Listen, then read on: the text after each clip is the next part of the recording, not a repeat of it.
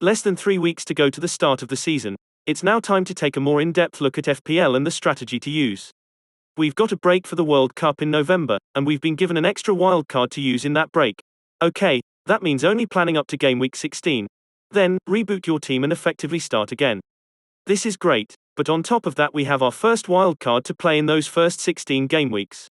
If we look at the dates for these games, plus the dates for the Champions League, Europa League, and the League Cup, just look at the fixture congestion.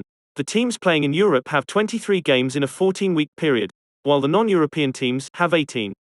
The likelihood is, players will be rested and substituted more often, especially with the new 5 substitute rule. Planning for all 16 game weeks would be a headache. Luckily there's an international break after game week 8. It's here that I suggest playing your first wildcard. Make life easy and just set up a team for the first 8 weeks. Just before we talk about wildcarding after game week 8, and only looking at fixtures for that time, I have to mention that I usually recommend bench boosting in game week 1. It really can be the perfect time to get rid of the most deceptive and destructive chip. More about the unseen damage it causes in another video. Unfortunately, it ain't happening this season. To benefit from it in week 1 needs good week 1 fixtures for the cheap regular starters from smaller teams. But, as you're going to see, not this time.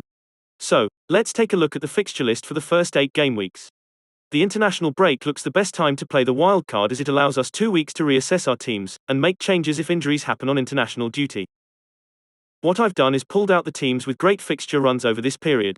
Amazingly, the top 5 teams from last season are all included, and I think it's from these teams we should be building the bulk of our squad.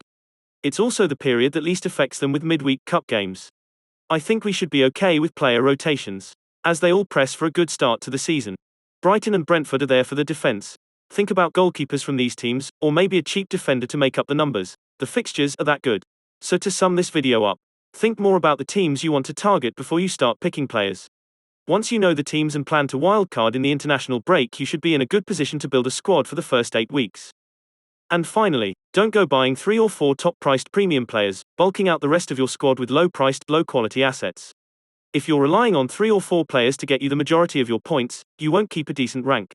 Sure, you'll have the good high-scoring weeks to brag about, but you'll also have a number of really low-scoring weeks when the big guns don't return. It's better to have 7 or 8 players with potential. Spread the money around. Attacking wingbacks and attack-minded midfielders seems to be the way to go. Time to put names to positions. The next video will be my draft squad, now that a lot of the transfers are completed or known about. And the pre-season friendlies are finally underway. See you next time.